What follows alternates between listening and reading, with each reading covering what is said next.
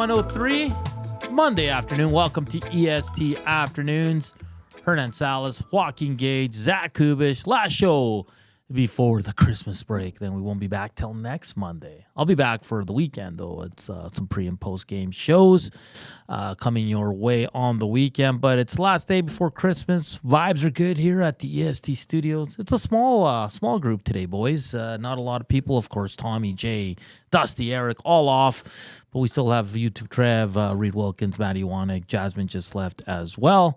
But trying to No, we're not going to try. We are going to entertain you here up until 6 o'clock. It'll be me and Gager up till 3. Then Gager and Reed from 3 to 4. And then I think good old Guy Flaming's jumping on with Reed as well. Reed's going to go solo. Something that he did at the other place he was at. Oh. And so we'll see if he remembers. I'm with him for an hour. Yeah. But after that, it's him and Coob. Him and Coob. Wow. Jesus. Coop said basically alone.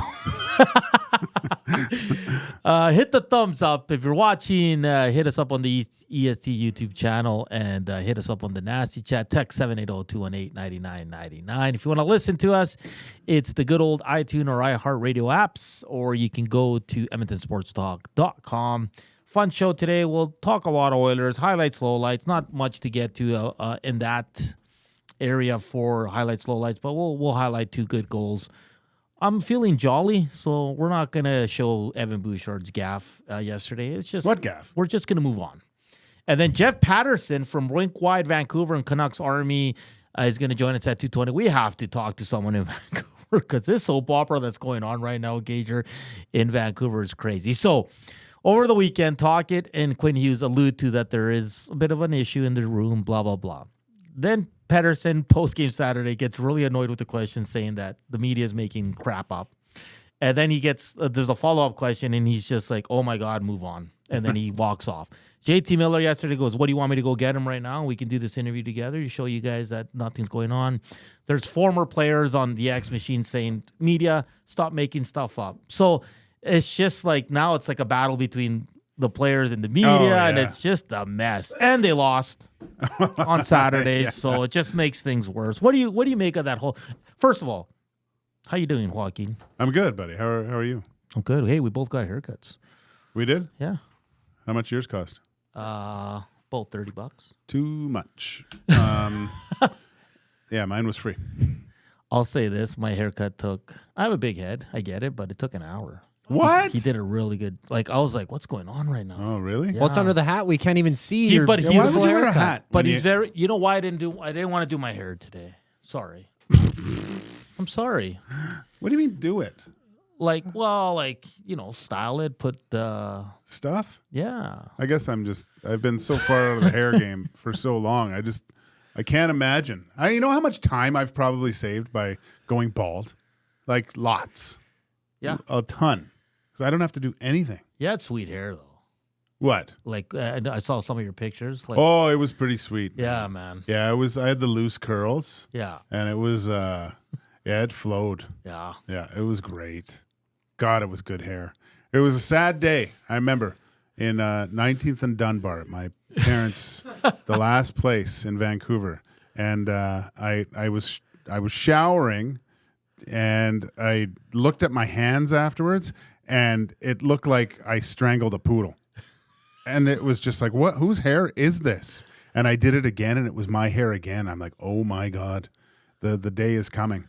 And then I remember, because it was the next year, or maybe it was a year later, in the Edmonton Oilers in the old workout room, there was mirrors, right? But there were some angled ones, and where you were on the stationary bike and where you looked and you could look up at a certain angle and you could see the back of your head. Yeah, it was that year there. And I was like, what's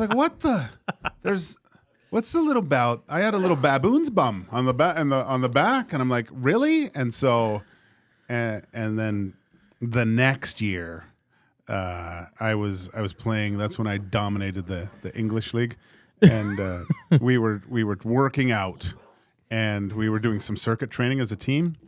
And there was my some of the guys were on bikes, and there was like a step ladder drill in between, and I was in front of the guys on the bikes, and I'm doing the step, like the quick feet things. Yeah. And of course, you have to kind of have your head down. And we just practiced, so my hair was wet, and it was a little bit longer at the time. And afterwards, like all said and done, my captain, Alan Schuler, pulls me over, goes, Joaquin, I got to talk to you. And I was like, Jesus, why does he want to talk to me? Like, I'm lighting this league apart. Like, what's going on? And he basically told me, look, we saw the top of your head while you're doing that ladder drill. It's time. It's getting to the point where you might have to do something about it. I hate to say this to you. I know I've got a full head of jet black, beautiful hair, but just to let you know. So I went home, I grabbed a razor, and I shaved it. And then we all met for coffee that day. And everyone was like, not bad, Gager. And then I never looked back. Did you and your wife met when you still had the curls and all that?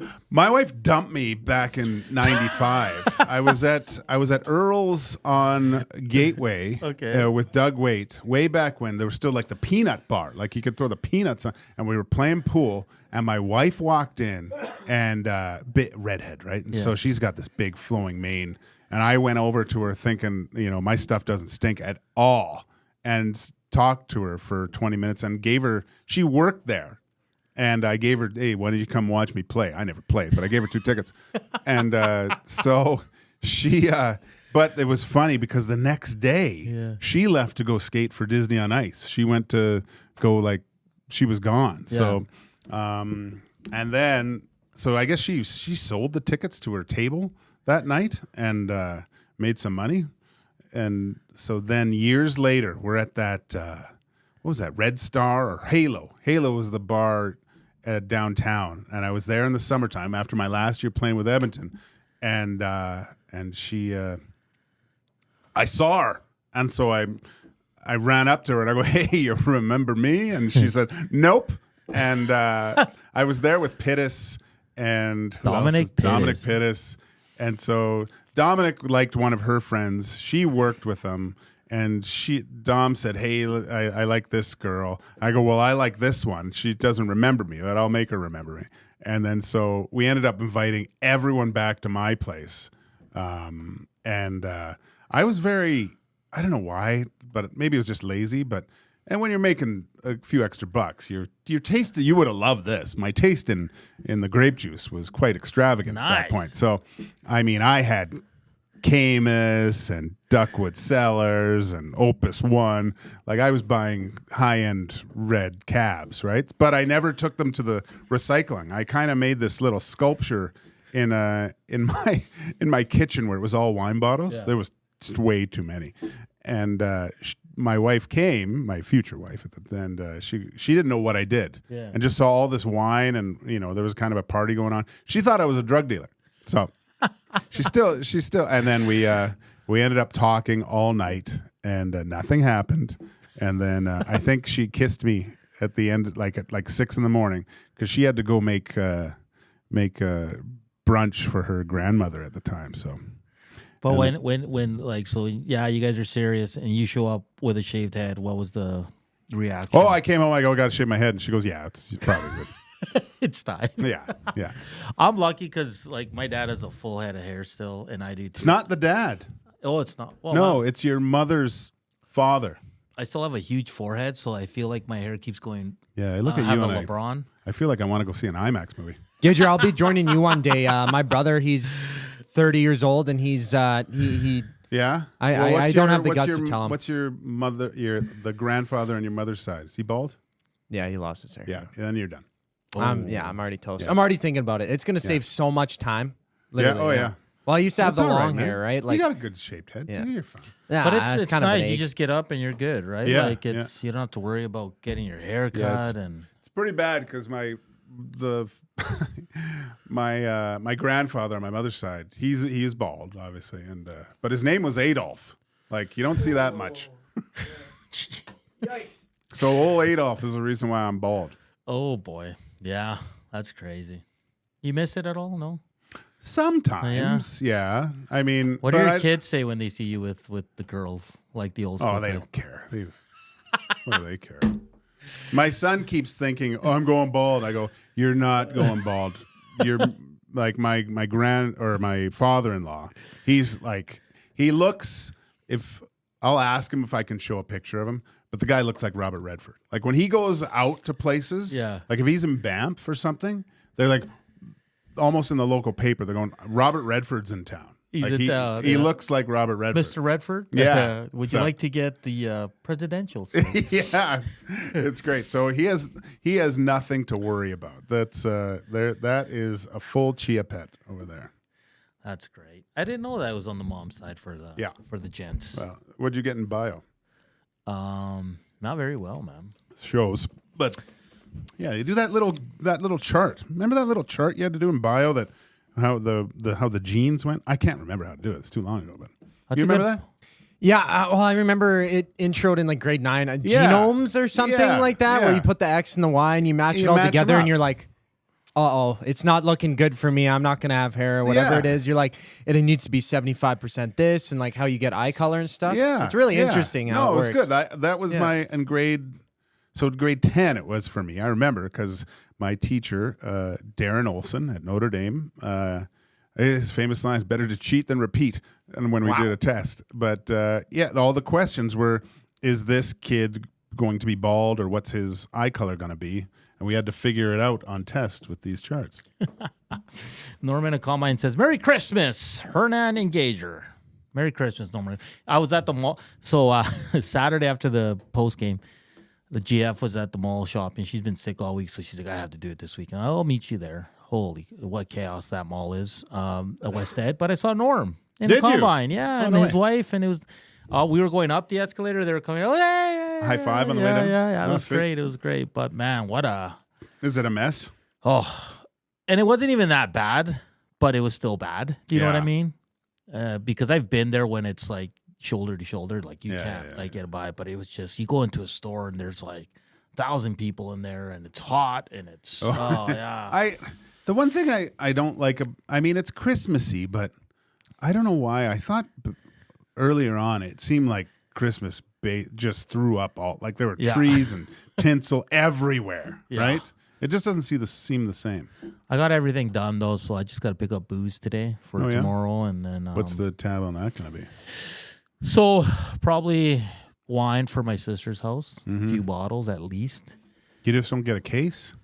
No, that's too much. I'm not a. Why don't you just go buy a case? And then I'll probably buy stuff for Christmas Day because everything's closed. So to stock up, right? Yeah. Have some stuff. That's what I mean. You buy the case. And then I might buy a bottle for tonight. Sobeys, what do you buy? 6 and you get a discount? So 6 what? Bottles? Bottles of whatever. But you know what sucks, Gage? Is I'm downtown. There's like I have to go like to residential to find a Sobeys. Like it's true though. Like downtown, there's nothing like that. Well, like Superstore or a Costco liquor store. There's a Superstore right here. That's a good point. Yeah, I might go check it out then. You might need to take the track out there right anyway. by Popeyes. Where's Popeyes? Oh, down there. Yeah. And don't forget, 6 o'clock or loggers, $12.99 till Christmas. Yeah. 4-pack. I mean, I'm lucky. I got a Sobeys right by my house. So Norbin Combine says it was packed. Yeah, it was. It was interesting. Van Owen says, Gager, did you see the going away present Ferrari gifted signs? Oh, the car. Yeah. The spy. What is it called? A spy. Yeah. It's a joke. What they get them? Car. Jeez. It's unbelievable. Oh, boy. Yeah. I did see a picture. I don't know if it's true or not, but Lewis in Ferrari garb from the back, just his braids and the suit, looks good. The dude looks good in red. I was worried about how it looked. He looks good. Yeah, he look. Northside Sandwich says there's a Safeway in Oliver. Yeah, but there's no Safeway. Sobeys. Yeah, liquor store. Yeah. So, I mean, there's still some good ones, but you pay probably a little bit more than you would at a Superstore or Sobeys, right? No, you get that. You get that 6, and you get the scene points too. That always helps. Yeah. So I'll probably pick up some wine, probably some beer and some whiskey. Well, Hernan was nice enough to. He got me a Glenlivet. Yeah, 12 year for Christmas. I got him nothing. So that's immediately after this, I got to go buy Hernan. No. Hey, I gifted it to Gager because he joins me on this show. He was, because when I got the gig, we were still looking for a co-host, and your name popped up, and I was like, oh my god, if you guys get Gager, it's like the best. And then you guys called me when I was in a meeting with the Elks. I was like, I'll call you right back, and then I knew right away because Dusty was FaceTiming me. So I appreciate this man for joining me here on EST Afternoons every weekday from 1 to 3. It's been great. And I know you like your what do you call them? Like your neat drinks, like your gin or your scotch. So I like those too. They're fantastic. So yeah, the nice thing about here is you get to, like, sometimes you aren't going to buy 8 types of gin, right? So you get to see what you like. Yeah, of course. I mean, the scotch is always nice. I would put a little bit of ice though. Yeah. I don't drink it neat. One thing I've found that's really helpful is you can get those Scotch rocks that are actually rocks that you keep in your freezer. So you put those in. Yeah. And so it doesn't. I mean, they say with Scotch you're supposed to add a couple drops of water, but if you like it neat, but it'll just cool it a little bit with the rocks. Okay. And so it doesn't dilute it completely with ice cubes, right? Yeah, like we drink, like our family, like we had an uncle come over from Chile, and he really liked honey Jack Daniels, so we drink it like on the rocks. Yeah, it's like an after dinner. It's really nice. Yeah, because I don't like normal Jack Daniels, but the honey one's a little bit different. I've never tried the honey one. Yeah, it was good. We got some cooking questions on the Nasty Chat for Gager. We'll get to that. We got to get to a quick break here, though. You're listening to EST and watching EST Afternoons. Joaquin Gage, Hernan Salas. We'll continue on this Christmas edition. Lots of fun conversations. We will talk Oilers. We will talk Vancouver Canucks and some NFL as well. But keep the text coming in to 780-218-9999 or hit us up on the Nasty Chat. And don't forget, let's hit that thumbs up. Let's get to 100 as we're off for Christmas after this for 5-6 days. We won't be back until next week. So hammer that thumbs up. We're back after the break. But first up, here's a sports update with our guy, Zach.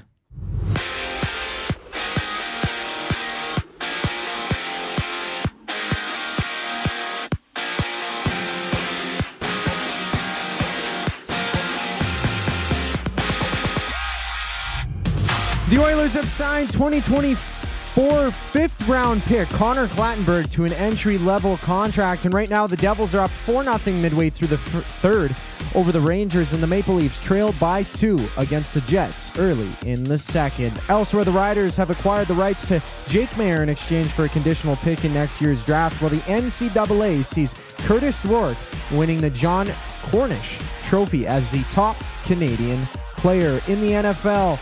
Tank Dell of the Texans has torn his ACL in yesterday's loss to the Chiefs, while Monday Night Football has the Saints kicking off against the Packers. In 14 games, the NBA slate having the Raptors on the court against the Knicks. This sports update is presented by Gimme Virtual Golf. Step into a whole new golfing experience with 240 unique courses for you to play. Plus, they have an hydraulic swing plate that automatically tees the ball up for you with the innovative technology replicating real-life ball lies, moving the ball in 24 different directions. Gimme Virtual Golf, where innovation meets the game. Visit their website at gimmevirtualgolf.ca. EST Afternoons returns on the other side of the break. I'm Zachary Kubusch, and that was your sports update.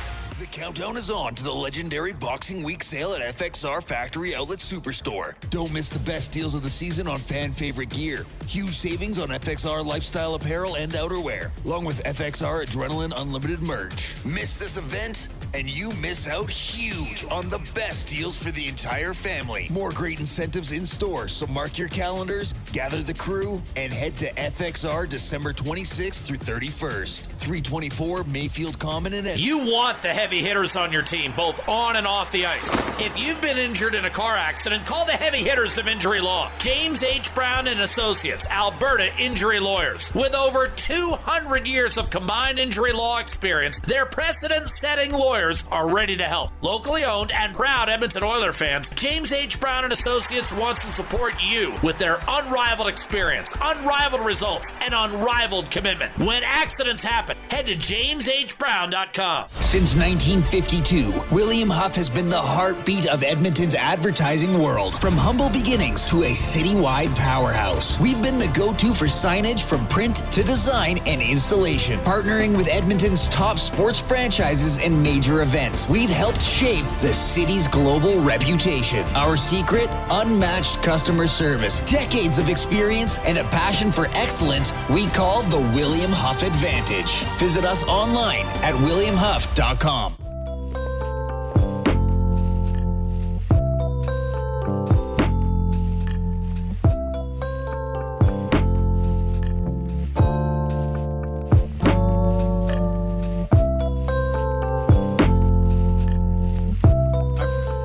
It's 1:23 here on EST Afternoons. I don't know what that is, but I feel like I'm in an elevator. Christmas. All right. Okay. All right. oh wow. All right.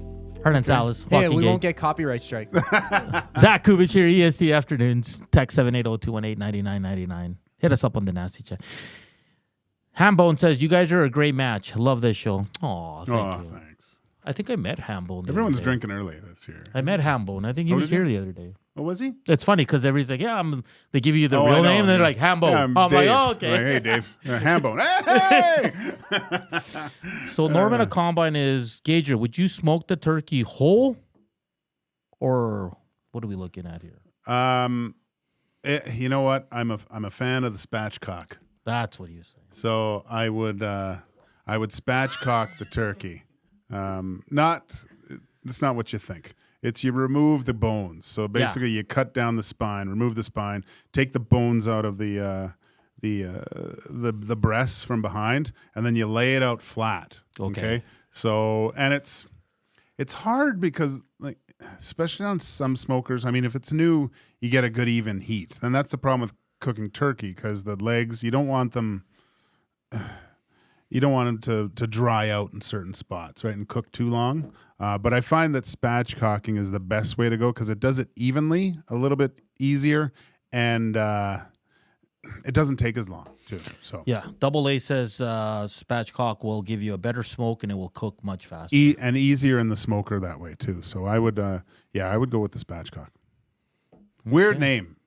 They could have just said deboned. Yeah. No, people are like, grow up, Hernan. I was laughing because Goob was Oh, laughing. yeah, I He know. said, no, he wasn't laughing. He just said, what? Yeah. Well, there's been a lot Spatch of what? turkey controversies this year with those butterballs in the States. So. Yeah. My mom or my sister, whoever makes the turkey, it always comes out perfect. Oh, yeah. Yeah. Like, I mean, I haven't done it too much, but I'm not opposed to just picking up a turkey in like whatever March and cooking it. you're like my mom. Yeah. She sees the turkey on special. She's like, oh, making turkey. Making turkey, it's great, man. And then you can shred it like smoked turkey, and then what's great if you just shred it up, kind of like a pulled pork, and then throw it in the slow cooker. Maybe some sauce, maybe not, but then you just invite everyone over, get some like big white fluffy buns. Yeah. And just make turkey sandwiches. It's amazing. You said Christmas is at your house this year? Yeah. And you're making the turkey? No. My mother-in-law's they're doing the turkey. So she'll make it at her home, cut it up, and bring it over? Yeah, they'll bring it. Yeah. That's what I think my mom's doing it this year, and she'll do the same and bring it to my sisters already all. Yeah. I ventured out. A guy recognized me too. It was pretty funny. He had a funny story about getting his groceries paid for at Superstore, which was funny. Dave was his name. But ventured out, got everything, got all the Brussels sprout stuff. All the booze was taken care of. Little knickknacks I still kind of need or What'd whatever. you buy for booze? I just Phillips is one of my favorite breweries, so I got the hot box from Phillips and then a case of wine. Nice. What kind of wine? Cab? I got my wife can't drink red anymore. So we went with just the Kim Crawford. Like white. Yeah. Yeah. Nice. No, it was good. We took Well, she took most of the bottle down last night. I helped, but all right, we probably should talk some sports on the show since we are a sports station. Edmonton Oilers last night, Gager, sleepy game. Your typical Sunday game right before Christmas. I thought the Oilers were the better team. I mean, Zach Hyman's on an absolute heater. Great to see Adam and Rink score because he's been so close the last 2 games. I think they got a bit of a break with Allmark leaving after the first period. Sounds like it's a back injury again. So those can be tricky for goaltenders. But your thoughts on the Oilers 3-1 win? They go in really hot. 11 of their last 13 are wins. And they're feeling good about themselves. But what you make of that game last night? I think I'm the only one that enjoyed that hockey game. Well, YouTube Trev did. He started the wave at the Rex. Yeah, Right. We have to talk. I don't know. I found it quite enjoyable. I liked the way that the Senators played. They played quick. They played fast. There was a little bit of aggressiveness. They seemed like they played one of those honest games, right? They went to the net. They got pucks there. Stuart Skinner was really good. I just felt that it was as close. It resembled a playoff game, not with the full intensity of it, but the fact that if Ottawa could have scored there, probably in between, say, the last 5 minutes of the second to the 10 minutes left to go in the third, that I think it really could have changed the outcome of that game. But Edmonton kind of hung on there and played very sound D. I liked the way that Edmonton, how many games have we seen? We saw the Sharks come in here. We saw the Boston Bruins come in here and being up a goal and sitting back and trying just to protect that lead. We didn't see that from Edmonton, I thought, at all. They were there were times when they had to obviously play good defensively, but they pushed too. They had puck in the offensive zone too and ragging the time and still getting some pretty good chances. So I was impressed from that aspect. They didn't have that, what we saw from the 2 teams prior, just sitting back and trying to run the clock out here. It's not I don't think that's a good recipe to do against the Edmonton Oilers and just let them keep coming at you, because you've seen what they've been able to do. Although late, they've still found a way to tie up those games. So, and maybe that was a realization from the coaching staff talking to their players. Look, we can't sit back here. I'm sure between the second and third period, if you were in that dressing room, you'd hear a lot of that chatter. Don't sit back. Let's keep going. Let's keep going. You'll hear, get the next one, get the next one, get the next one. They didn't need it, but no, I thought it was a really, really good game. And how about the play by your boy Kulak on Brady Tkachuk's wide open net? Just unreal, right? Unreal, yeah. Brady Tkachuk, he's great. Yeah. And you could see they were dying. That's horrible scheduling right there. Calgary, Vancouver, back to Edmonton, get in, and they play at 8 o'clock. Yeah. They play the late game and have to play at 6. I gotta hand it to the Sens. They were they had some juice, and the name of the goalie that came in is escaping me right now. But I thought he played okay. He was good. He was really good. He was good. Skinner. He was good the night before in Vancouver too. So very concerning, like you mentioned, if Allmark's injured, because and they're without Forsberg, man. Yeah. So it was an EBUG situation last night in Edmonton. Really? The EBUG started getting the butterflies. Do you think the EBUG's sitting there saying excited or very nervous, oh my God, I might have to dress? Yeah, you're checking you're checking the Stansfields or the Under Armour or whatever type of underwear because there might be some droppings in there if it gets the goal. It's only if the goalie goes down, right? If you go and then you're like, oh my God, because you can't sit on the bench, which I don't like. Terrible rule. Get the EBUG out there. Yeah. He'll might never experience something like that ever again. To be on an NHL bench for the first time, it's awesome. I remember the first time I got called up to the Oilers. I had finished my junior season in Prince Albert. I was partying at my buddy's place in Calgary, and somehow they found me, and this was before the internet. So, and then I go to Winnipeg, and then came home, and we played Detroit. And I remember Slats was on the bench, and the puck came loose, and I was right by. That's when we came out in the middle, and I was sitting like in the middle of the bench. So I was in the middle of the bench, and Slats was up to my left, and the puck came loose out of the blue line, and it looked like someone had a breakaway. We thought, and Paul Coffey took like 8 strides, and it was like got the puck, and I must have had my jaw on the ground just witnessing it because it was so fast, so quick how he just dismantled any chance of a breakaway coming. And then I felt a tap on my shoulder, and it was Slats, and I looked up at him. I'm like, and because he probably saw the look on my face, he goes, "I taught him how to do that." And I started laughing. So, I think EBUGs should they'll have stories forever. Yeah. You know, get that vibe on the bench. Yeah, just get if your team scores, they get up high fives. Yeah, and he goes back to his university team or what have you, and says, "Yeah, I know, I was high fiving Connor and stuff." That's cool stuff. I don't get it. Van Owen says a Code Brown moment. Yeah, there is a Code Brown. What are your thoughts on the Wave? 12 minutes to go, up 3-1. Okay, so I think all of us ESTers were thinking about this last night. When I was doing the game the night before, I almost threw my coffee cup at a guy in the second period trying to start it because he was right below us. But now we're starting from scratch, okay? Yeah. So the Oilers are 1-0 with the Wave. All right. Okay. So you want to start from now? We'll track it. We're cut. Yeah, because it's kind of like the afternoon games in my mind, where we don't really. Right now, when you look at all the afternoon games, the Oilers actually have a great record in afternoon games, right? In the smaller sample size. So, right as we are right now, the Oilers are 1-0 starting the Wave. So we need to just a little bit of a test, I guess, is what you'd call it, an experiment of what the Wave looks like, what the win-loss looks like. We'll take into account, too, leading, trailing. When is the right time? Because we got to figure this stuff out. Mm-hmm. When is the right time to start the Wave? Will it get guys going? I think for me, you have to have a 3-goal lead. So seriously, 3-goal lead and under 5 minutes. 3-goal lead. Or maybe it depends. I never on a 1-goal lead, never. And I don't care if there's a minute left. You don't do the Wave. No. Gager.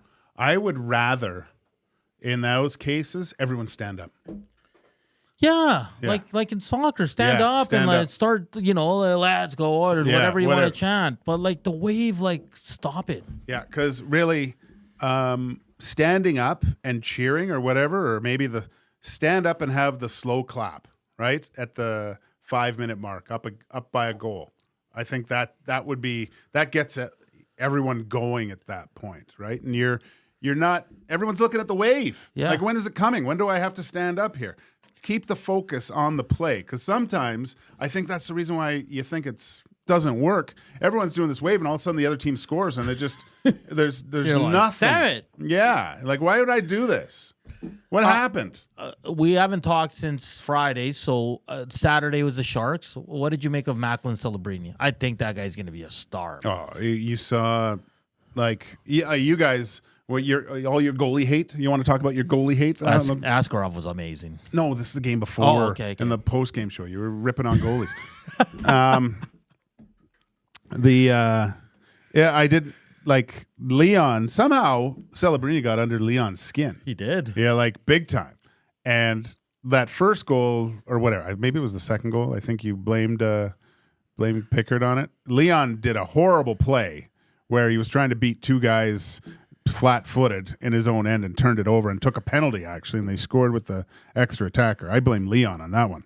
But, no, his defensive play, his defensive awareness, this is a smart hockey player, right? Yeah. And with some real skill. He's a little bit smaller, and obviously he's going to get stronger and bigger. I think is going to be impressive. But you know who he kind of reminded me of a little bit was a little bit of Jonathan Toews with a little bit more skill, just because of his defensive positioning and the way he played. I mean, he's not Jonathan Toews yet. I get that. But just his all-around game seems to be way more advanced as an 18-year-old than you would see.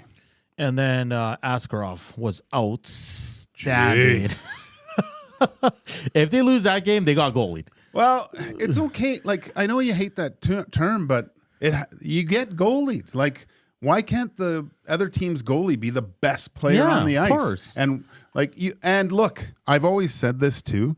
You're going to get performances like that by goalies, especially in the NHL. But there's only maybe 3-4 games where they win the game. Yeah. Right. So that's all you get from performances like that at times. Like, and you're going to have goalies are going to have great performances, still lose, but very, very rarely they're the only reason that the team won. And I was like, man, this kid is on fuego. It was funny because I was talking to a famous old Oilers coach too, and he was commenting on it. And I think there's something to having the gloves on the other side. Yeah, you don't see that. Like back in the day, you saw it a lot more, but a right hand. I think my best friend Bob Stoffert, he said there's only 4 guys in the league like that. But I've talked to guys. Oh yeah, you were in the intermission. Yeah. Oh yeah. I think when a shooter that's used to going high glove, like some guys just shoot glove all the time. That's what they do. The way they come down, the way they set up, they like doing it. But when they lift their head up to actually look, and you see a blocker there, it's like, what? And then it's a split second mess with you a little bit. And yeah, I think there's something to that. Yeah, he was outstanding. And you know what I like about Askarov? He's cocky. You can tell. Oh, he's arrogant. Yeah. Well, you don't you don't go into your team that you haven't even played and tell them, I want out of here because you guys are a joke and not going to play me over this old guy who's usually in the running for the Vezina, right? Yeah. And when you really look at it, it was a better decision for him to move, not only to play, because he probably would have played in Nashville, but the Sharks, although they're kind of bottom feeders, I think that just putting in the building blocks of where they are, they need a stud defender. You could say that about a lot of teams. But I told you this before. I worry about being on a bottom-feeding team for too long, and it might ruin some confidence here. But like you said, he's for him to say that to Nashville, I'm out, trade me. I don't want to be here if you're not going to play me, shows that he's got some cojones. And it was one game, but he was outstanding. I'll give him that. Oh, yeah. Hambone says, my kids love doing the wave at games, me not so much. Well, Hambone, I'll tell you this. You got to teach the little ones as soon as they can understand hockey, that the proper time to do a wave. That's it, Hambone. That's it. And VR Montenegro says, to me, the wave is like, nah, hey, goodbye, that the old Montreal Forum did. You don't do it unless you know the game is in the bag. That's my point, Gager. I know. But, those $32 $60 beers are flowing at that point. And, fair enough. And Sunday fun day. A lot of people are off today. Yeah, Sunday's usually a leg day.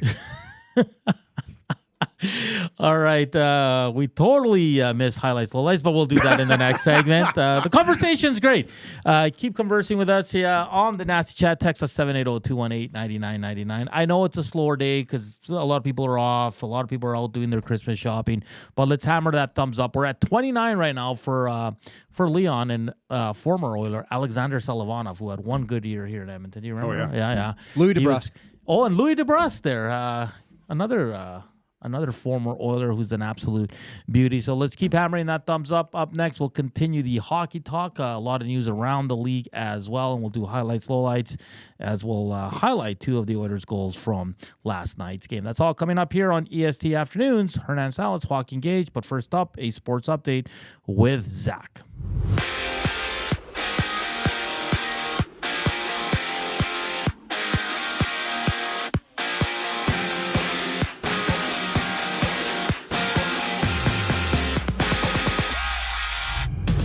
Flint Firebirds captain Connor Clattenburg has signed his entry-level deal with the Oilers after being picked in the 5th round in this previous draft. And out east, the Rangers took a 5-0 shellacking from the Devils while the Jets lead 2-1 on the Leafs nearing the end of the second. And in football, the Stamps have traded the rights to Jake Mayer out to the Riders for a conditional pick in 2025, while down south, Curtis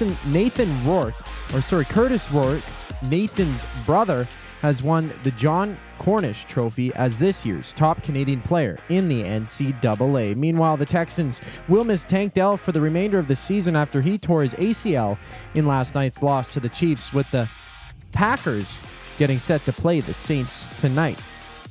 On the court, the Raptors throw it down with the Knicks on a 14-game NBA slate. This sports update is brought to you by the Capital Care Foundation. Give the gift of Christmas spirit this year with the Capital Care Foundation for just $25. You can bring Christmas alive through senior living in a Capital Care Center. Donate today at capitalcarefoundation.net. Hernan and Gager return with highlights, lowlights here on EST Afternoons. I'm Zachary Kubusch, and that was your sports update.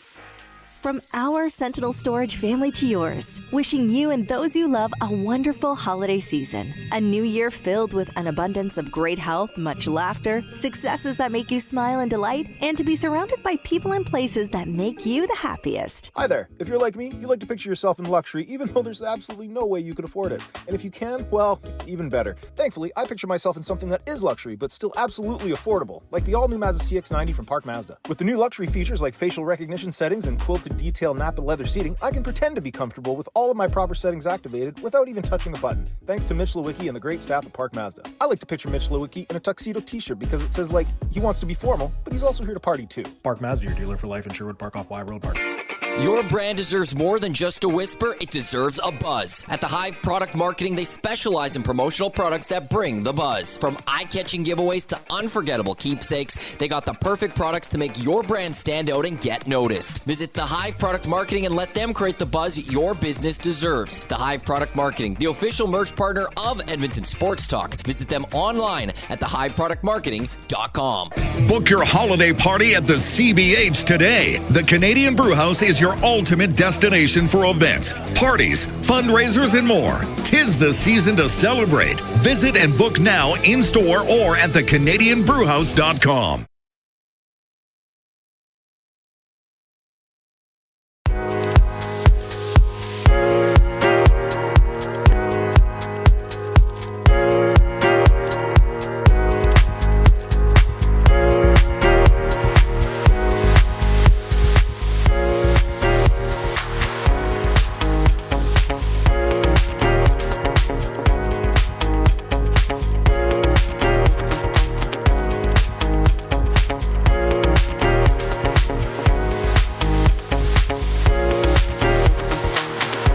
.45 here on EST Afternoons Christmas edition. Joaquin Gage, Hernan Salas, Zach Kubusch in the house. He's feeling good. He's wearing a Santa hat. He is. Yeah, he's rocking it, man. Ho, ho, holy smokes! I'm still curious about that song last segment that we came into. Yeah, it was a Jingle Bells hip-hop beat. Courtesy the YouTube, audio thing. Like in the studio, you get like a whole whack of free music. And I was like, I wonder what kind of Christmas music we got. I'll see what else is there. Yeah, maybe bring it back for next time. Something better than that. But listen to it before you put it on.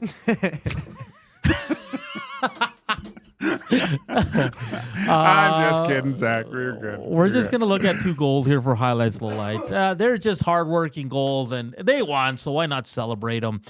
They're back-to-back, so we're going to look at the Hyman goal on the power play. Okay. I thought Arvidsson really did some good work there, and then I thought the third goal by the Oilers, just great plays all around by that line of Brown, Janmark, and Rink. So they're back-to-back here, so there's no need to rush through it. But here's just, I love Arvidsson, man. Right in there in the crease, Gager. Here, Leon's just kind of right there. Look where he is, man. And then Hyman's always, he's always in the right spot to jump on those opportunities. That's what I love about Zach Hyman. Yeah, and, and I know it didn't look great, the first power play with Arvidsson out there. Like, it looked like he was like, what do I do? What do I do? What do I do? Yeah. But now, when I was watching the game, I thought, you know what? Like, now having two righties, it might, down low, it might make things a little different where Hyman and Arvidsson can pop out, pop back in. Yeah. And so you still got that backboard and stuff. But, I mean, that goal I thought was great for Henrique because he did not waste any time with this one. Just a great forecheck. Great forecheck. They got the puck back in, got it back. This is how Florida plays. Yeah. Right? And just perfect, gets him back, and just you don't dust that thing off. Right? That's what Cass said yesterday. He goes, you dust that off, you don't score. You don't score. Yeah. And that's, I mean, Askarov too. And we don't have that goal, but I find that when goalies are feeling it like that, if they can get up, and his movement was great too, where he got to the top of the crease and stuff. But I mean, McDavid's just the great pass to bank it out, like just a laser beam, and then Hyman just jumping. I think that's great where he can back out because a lot of times it goes down low to Leon there, right? Yeah. And then Hyman can back out. Connor kind of floats, but there's the one-timer option up top now. And also there's the backdoor option with Arvidsson on his forehand for, so it's, I don't know. Is that the last we've seen with Nuge on the I don't PP1? No, I think they're going to move Arvidsson with Draisaitl and put Nuge back there because I thought Arvidsson. No, I'm talking about PP1. No, I think it's Nuge. I think it's because you're right. The first power play last night was atrocious. Oh, it's terrible. Oh, terrible. And the 4-minute was atrocious. And again, Arvidsson almost looked like he wanted to defer all the time. Like, don't give me the puck. Well, I don't know. Well, he didn't know where he was supposed to go because he's not a player like Nuge, right? Mm-hmm. So he was playing in Nuge's spot, but then I think that subtle adjustment where Hyman's always net front, but Arvidsson actually kind of took his spot and then there was a little bit of movement from Hyman, and then there was some switches there, but I liked having the two lefties and two righties on those sides for potential one-timers. It makes it way more difficult, right? Yeah, different players for sure. And we didn't go with a low light. I mean, Evan Bouchard, yes, it was a terrible play, but that's what you get with offensive defensemen, and he makes that play usually. And you got to give credit to Cousins, a good great stick to get that puck off Bouchard and go in on the breakaway. And I think this break, if there's any order that needed this break, it's Evan Bouchard. I'd say a lot of guys needed a break here. There's just a complete hit the reset button. Oilers have been rolling now the past 10, I would say, wouldn't you? Which makes it easier that you can live with those mistakes, right? Because they're playing well. Playing really well. Yeah, so they played arguably the top teams in the league, and it was down to the wire. And I want to say this. Matthias Janmark doesn't get a lot of love, but I think not the sexiest player in terms of offense and all that, but what he does on the ice, Gager, like you look at that goal, like gets in on the forecheck, great pass, like he does it all. You know what I like about him? He's got some greasiness to his game. Like he has that punch to the back of the head behavior, and I mean when he plays in a way that, as Woodcroft said, inside the other team's equipment a little bit, where at the end of you're just like, gosh, get away from me because he's such a pest. Plays so hard. I would say this is the best hockey he's played in regular season. And, I mean, he's way closer to that playoff level that we saw last year. Hopefully, this is a guy that I think needs a break, right? Mm-hmm. Podkolzin, great start of the year, needs a break. And, I mean, even Jeff Skinner, just a reset. Okay. Let's forget about just what happened. Let's come back strong. Another reset. Everyone. It's funny because usually when a team's rolling, you say you want them to keep playing. But I think just because of the amount of games they played last year, the way that they've got their games, what seems to be back to that window of being a successful NHL team,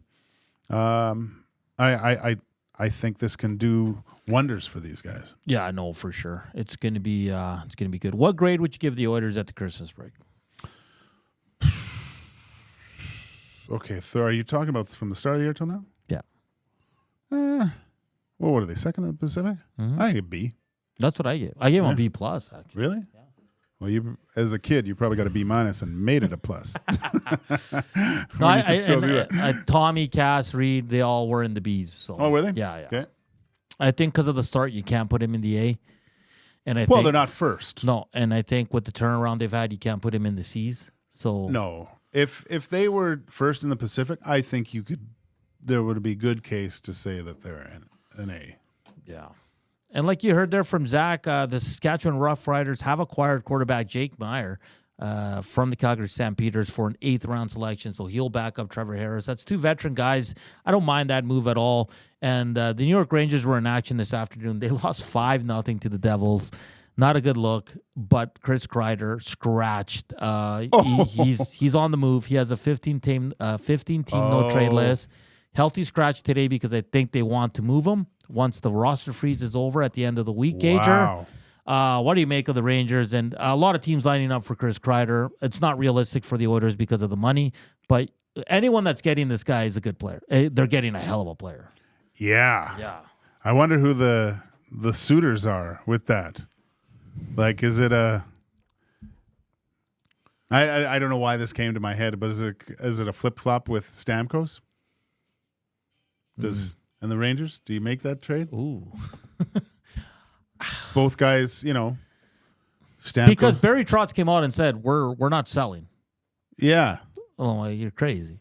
But Kreider, I don't know how many years he has left, but he signed an extension a couple of years ago. I think he's got a few more years. I'm going to look it up right now. I think he's at $6 million. Yeah, it's very manageable. So Chris Kreider, after this year, has 2 more years at 6.5. So that's not that bad. No. He's 33, though. Yeah. Yeah. But it's still, he's one of those guys that could probably play till he's 38, 39 because of the way he skates, right? He's still very good skater. Chris G says JT Miller for Kreider. Ooh. That's tough, man. For all the, I don't want to say warts, but things that might deter you from wanting JT Miller, just because he's what you want when stuff hits the fan. Yeah, like he is in it, all in. He will do anything to win a hockey game, and you saw that the way he treated Connor McDavid and Leon Draisaitl in that playoff series last year, right? It was impressive what he was able to do. Kind of ran out of gas at the end there, but I just don't know if you can. That's a tough one.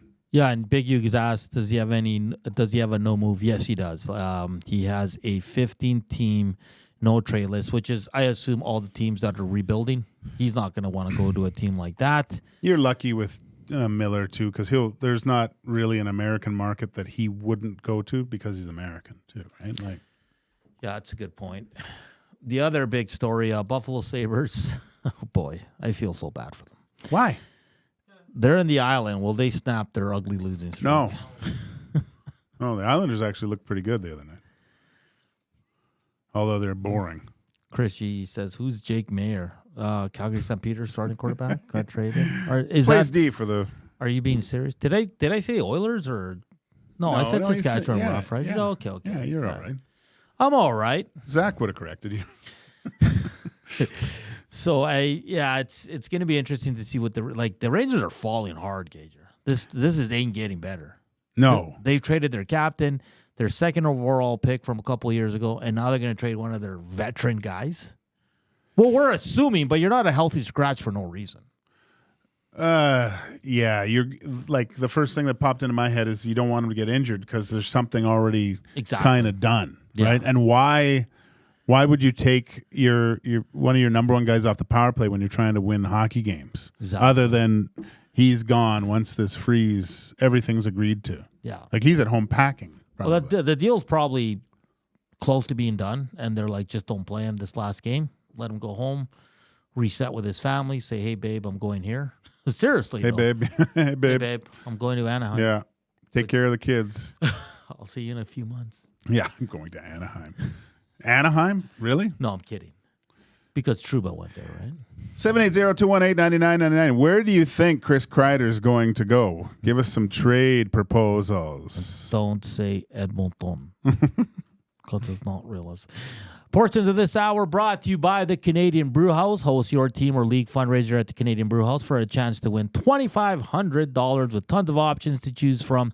The Canadian Brew House can help you raise the funds for your crew. Details in store or online at thecanadianbrewhouse.com. That does it for hour one.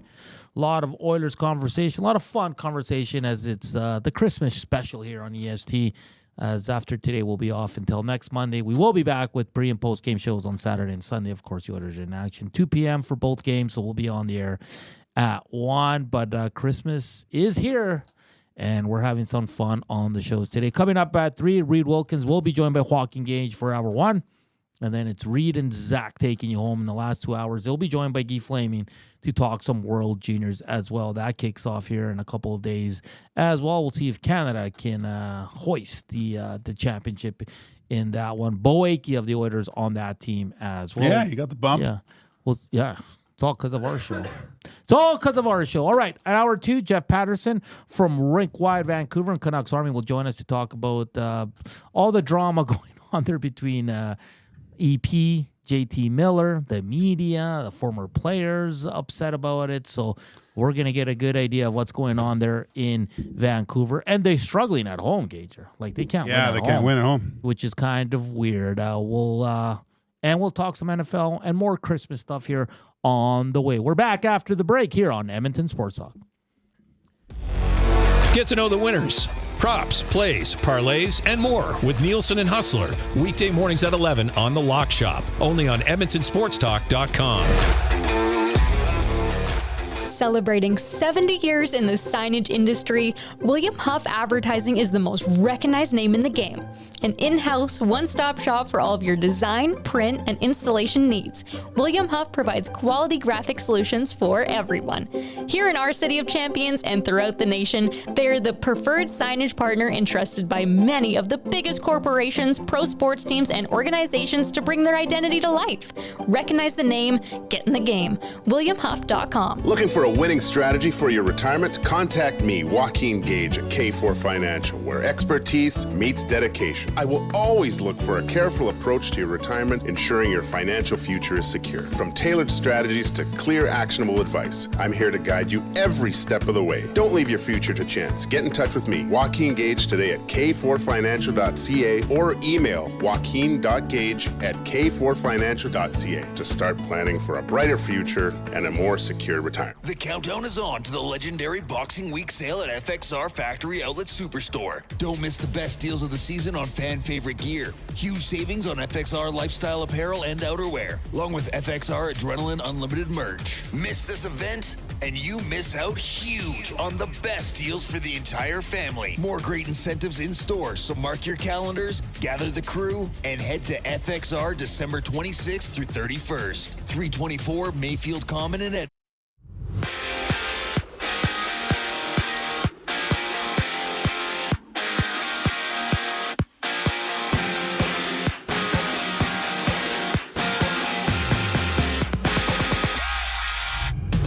Oilers 2024 fifth-rounder Connor Clattenburg has signed his 3-year entry-level contract, having 18 points in 22 games with the OHL Firebirds this season. Elsewhere, the Devils dance past the Rangers 5-0, while the Jets hold the Maple Leafs 2-1 entering the third. And in football, Jake Mayer has been traded from the Stamps to the Riders for a 2025 conditional pick, while Curtis Rourke won this year's John Cornish Trophy as Canada's top player in the NCAA. The NFL sees Tank Dell tearing his ACL, forcing him to miss the remainder of the season, while the Packers and Saints go at it tonight. And the Raps are back in action when they play the Knicks, seeing 14 games around the association. EST Afternoons with Hernan Salas and Joaquin Gage rolls on right now. I'm Zachary Kubusch. That was your sports update.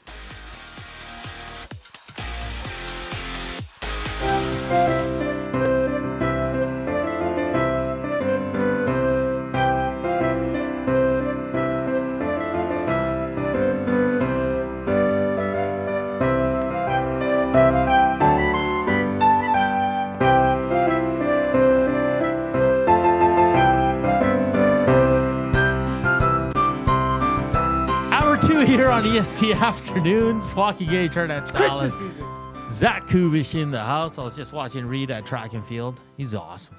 I think he's got all the records right now. Yeah, he's well.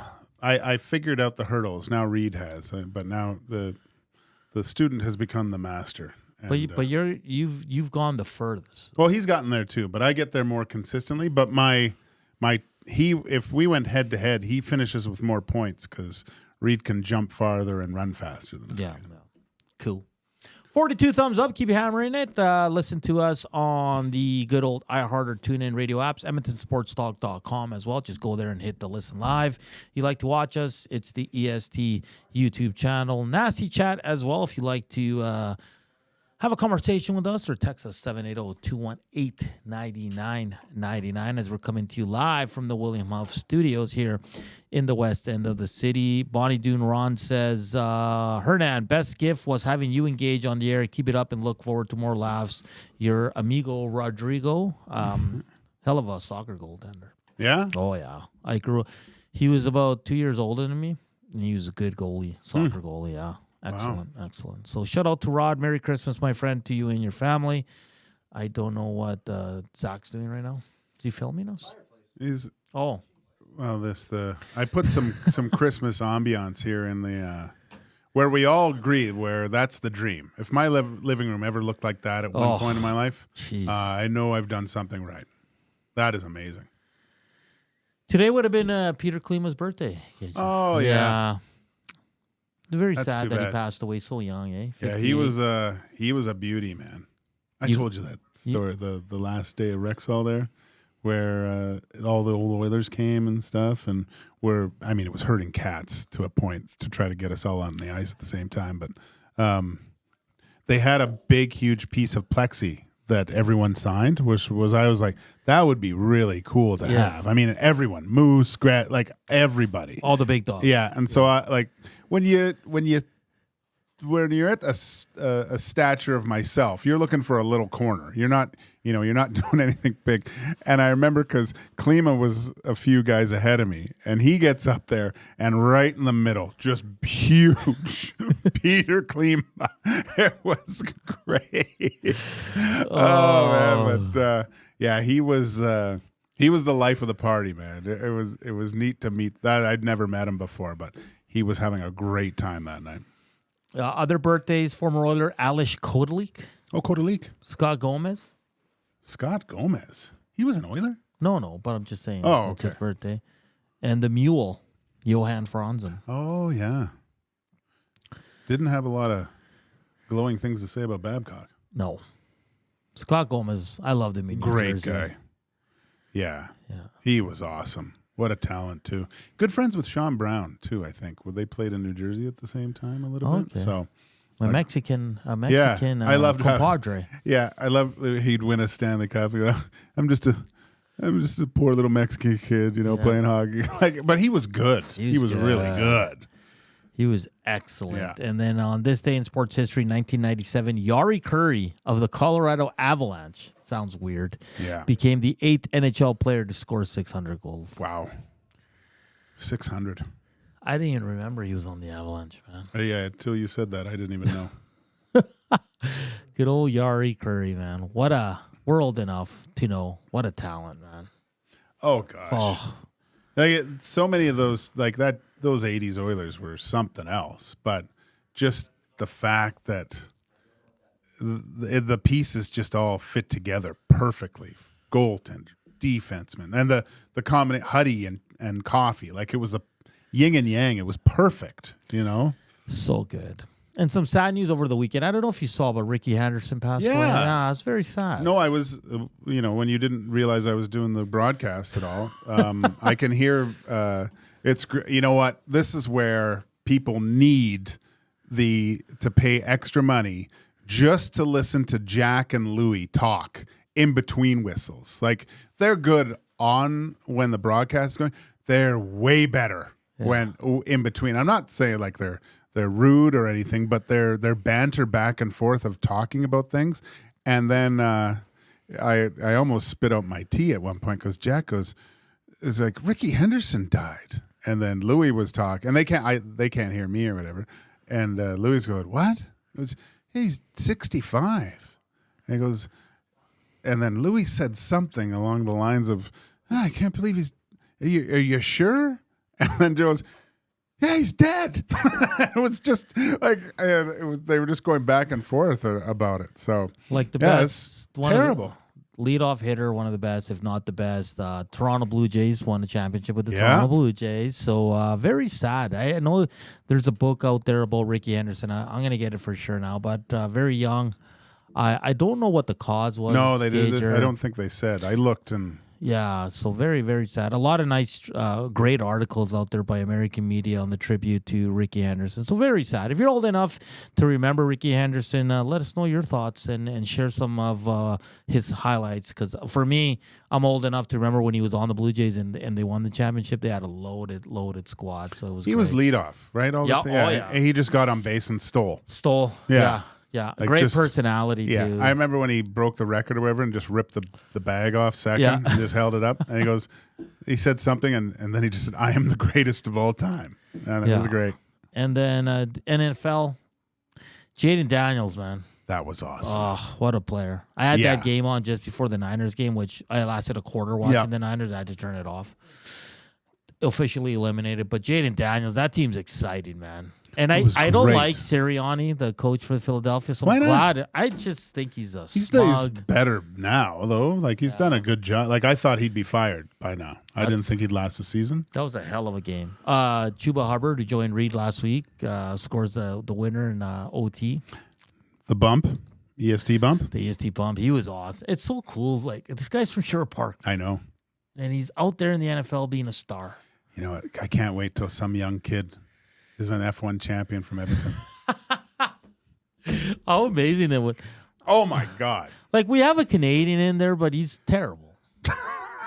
He's not terrible. No, but like, in again, when like to be at that level, you're one of the greats. Like, it's just like with hockey when we talk about a player, like they're all like, to make the NHL, like you're such a small percentage of people that play at that level that you're great no matter what you do, or no matter what line or how many games you played. You're one of the greats. But I'm talking about like Lance Stroll. I remember back at 1260, I was doing, I do a race week with Eric Thomas. Okay. Right? And I didn't know squat about racing at the time. He'd send me kind of like a lineup and kind of what to go with. And we'd always talk about Lance Stroll. He goes, yeah, he doesn't have a good car. And at the time, I didn't understand F1. So I was like, I don't know what's going on. But like this guy, and again, he's not on the top teams, Gager. Right? But if he was like, for example, on Red Bull, would he be a champ? Well, we're going to find out. Because you have Adrian Newey now. And the new facility for Aston Martin is supposed to be like just state-of-the-art rocket ship. And you've seen the pit, like the garage. It's already a rocket ship. So just imagine their new wind tunnel and things, and they're right around that good kind of window where they're going to get more than just enough wind tunnel time, because your wind tunnel testing's designated by where you finish throughout the year, right? So they're going to have a lot of time here. Adrian Newey can't start working on their car for 2025 until March 1st, I believe, though. So, but whatever, give or take. But his true influence will really come in when all the new regulations change. Yeah. But I think it's tough for me to say it, but I think you have to wait and reserve judgment on Lance Stroll if he belongs in F1 or not until 2026. And I know that's a long time, but Aston Martin just took such a step back this year. Maybe that was to look forward to the following year, but because they were so good for 2 years. But that's what I mean. Like it's like Max Verstappen's been in Red Bull. And Tim Ronnie said he's going to be one of the greats. Yeah. Well, he already is. Because I think, but so then like this is where I struggle with F1, because superior car, right? But it doesn't mean just because you have a superior car, but if you have a bad driver, you're not going to get anywhere. Or are you still going to be in the top 5? Do you know what I mean? So I always find that disconnect there where the lower teams, like how much is it on the driver? How much is it on the car? There was Liam Lawson was on a podcast talking, and the guys on the podcast were saying they had Alex Albon on, and they asked what it's like being Max Verstappen's partner, and they were alluding to the front end of the car and how Max likes like Max sensitivity, the equivalent of putting your mouse on 10 and putting it around your computer screen. That's how like active Max likes the front end of the car. And they asked Liam Lawson, and goes, "What's the difference?" And he said, "Well, if it's not as sensitive, let's just say," and he made reference to the mouse on a keyboard. If it's like a 4 or 5, you have a lot of control and it's kind of, you can cruise. Yeah. But once you have it up there, every little thing's adjustable. And then the guy goes, "Well, with your driving style, are you going to be able to handle that?" And he just said, "Well, we'll find out." That's what I mean. Like it's fascinating because these, like, obviously these guys are elite. Oh God, yeah. Right. So I hope Liam does, but after Tim, when he came on our show, I started looking at other things and what everyone said. I couldn't find one person that said Liam Lawson will have success at Red Bull next year, and most likely they'll see someone in that seat by the silly season summer break, because all the other teams that'll be challenging for the constructors, they need another guy that's consistently getting points. Yeah, it's So besides Lance Stroll, says Chris G, is there any other upcoming Canadian driver? And then NS_Josh says Alex Berg from Calgary. I think he's F4. I'm just looking him up. So yeah, I haven't seen any in F2. I haven't looked really in F3 either, but yeah, it's definitely going to be interesting. So F1 is so fascinating. It's great. And it's interesting with Liam Lawson because it could be a Pierre Gasly. Could be Alex Albon. Because Albon came in for Gasly. Yeah. Yeah. So, Gasly went in after Ricciardo, right? And then Albon went in and then faltered, and then it was Checo. And he was the first guy outside the organization, right?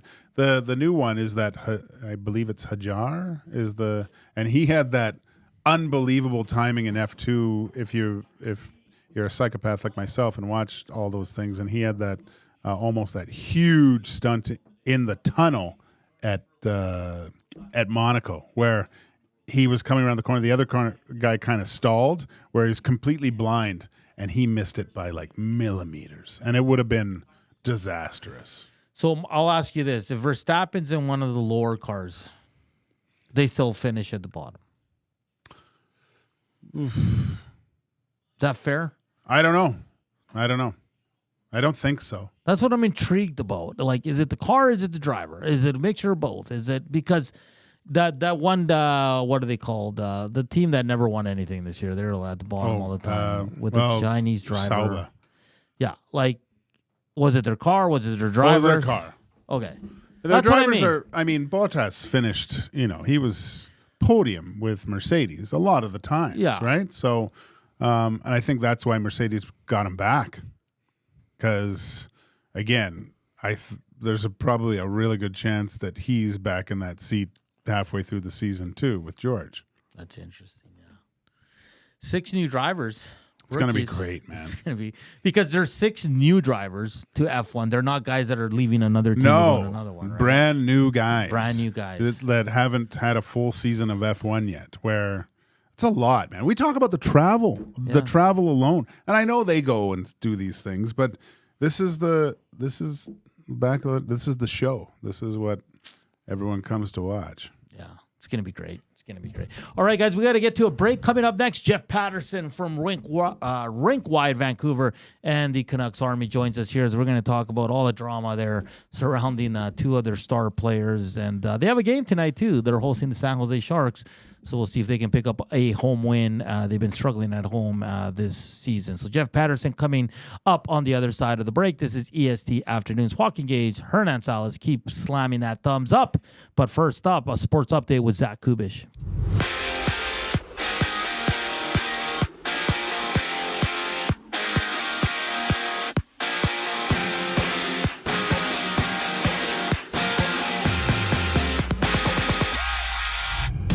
The Oilers have signed 2024 fifth-round pick Connor Clattenburg to an entry-level contract. And right now, or just wrapped up. The Devils won 5-0 over the Rangers, and the Maple Leafs trailed by 2 against the Jets with about 10 minutes left in that one.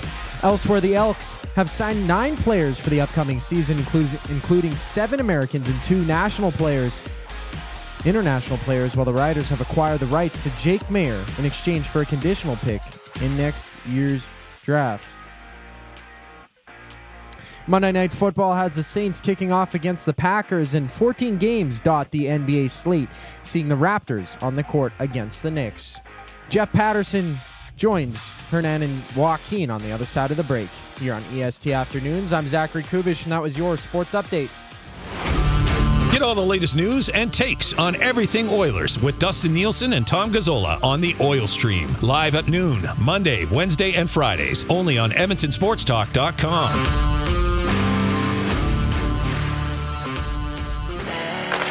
Hockey lives at the Canadian Brew House. Every Oilers game day, get $1 off tankards of Molson Canadian and Coors Light. Plus, you can win game tickets and a surf and turf dinner for 2 at the end of the season. Full details at thecanadianbrewhouse.com. In life, it takes a village. From childhood to your golden years, we all need support. At Capital Care Foundation, we've built that village for our 2,100 seniors. Join us in creating a nurturing environment that feels like home and fosters community connections. Your donation makes a difference. Visit capitalcarefoundation.net today and become a vital part of our village. Because together, we can make every stage of life a shared journey. Be a part of the journey. Support Capital Care Foundation. Edmonton Sports Talk delivers a mass audience of key, influential customers to your business, all while you associate your company brand with the biggest names, the hottest sports news, and teams from every league around the globe. It's where fans go to get their sports fix and where our partners find the most loyal consumers. Contact us today and see how our team on Edmonton Sports Talk can score the biggest goals for your business. With various advertising options available, email business@edmontonsportstalk.com or head to our website, edmontonsportstalk.com.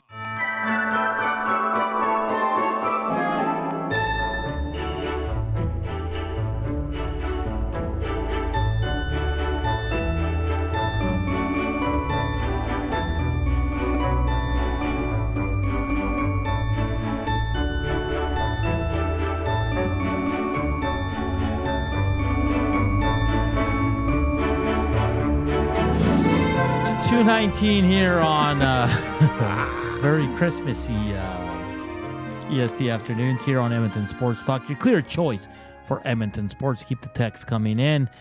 780-218-9999, and also hit us up on the Nasty Chat. We'll be joined momentarily by Jeff Paterson from Rink Wide Vancouver and Canucks Army. They have a game tonight. They're the prime game as they host the San Jose Sharks. 6 o'clock start here in Edmonton, so that should be an interesting game. Just waiting for the thumbs up from Zach, and we'll get to talk to Vancouver Canucks. A lot of drama, a lot of noise around that team right now surrounding 2 of their top players. We're going to get to the bottom of it because there's a lot. This weekend was just fascinating to watch the post-game pressers and then just seeing everything that's happening with this team because they're a good team, Gager. They're a really good team. They're a really good team, struggling at home a bit. And like I said, they're in action tonight as we're now joined by Jeff Paterson. He's with Rink Wide Vancouver and the Canucks Army. Jeff, how you doing today? There's a game tonight. I had lost sight of that. Look, I'm doing okay. I don't know that we've achieved world peace and harmony a couple of days before Christmas here on the West Coast, but we shall see. You know what would change an awful lot of the storyline and the narratives? Playing better and winning. Yes. And it has to start with the 2 guys that are at the center of this firestorm. Neither of them has been very good all season long, but both of them are ice cold right now. And so that's just sort of another important and crucial layer or piece of context to all of this, that I think they're frustrated. They're frustrated with themselves, with the team performance, frustrated with us in the media, obviously. And it all came to a head. An extraordinary weekend here in Vancouver. So let's get to that, Jeff, because, I mean, you heard the head coach and the captain come out and kind of allude to a little bit of a riff in the room. Then post-game, and then yesterday afternoon, JT Miller and Elias Paterson were not having it. They said it was made up and blaming the media. And then you're seeing ex-players and some people on the good old X machine social media saying the media's got to stop making this up. So where do we sit with this? Is there a rift between these two players? What's going on there in Vancouver in that room right now? Well, come on a little journey down memory lane here for a sec, because it requires sort of setting this all up. There is absolutely something there. Bruce Boudreau, who was the last head coach here, he alluded to it last week as well. JT Miller, a couple of years ago, said, like, look, we're working through this relationship. And I think this is important for out-of-market fans that just see the chaos here in Vancouver and think big media construct. Let's just look at the players involved here. First of all, people see them as hockey players, but as people. JT Miller is a guy in his early 30s, married with a couple of kids. He's from the Rust Belt in Ohio, lives in the suburbs here in Vancouver, drives a pickup truck to the rink, and is a fiery, passionate guy. Elias Pettersson's from Sweden. He's 25. He's a single guy. He lives downtown. I think he takes an electric scooter to the rink most of the times as well. He's quiet. He internalizes. They are polar opposites, but they've both been blessed with this ability to play hockey at the highest levels. So just in their day-to-day lives, they're not the same guy, and that's fine. Like, look in any locker room. Obviously, you're going to have this disparity. But I do think they have sort of rubbed each other the wrong way at times. You know, JT is a lead-by-example guy, and you look in the playoffs last year when the Canucks needed a goal down in a game, look who they turned to more often than not. It was JT Miller stepping into the big moments. Meanwhile, Elias Pettersson really struggled from the All-Star break on, and people kept wanting to believe it was going to come for him. Just be patient, be patient. And he was basically a no-show in the playoffs.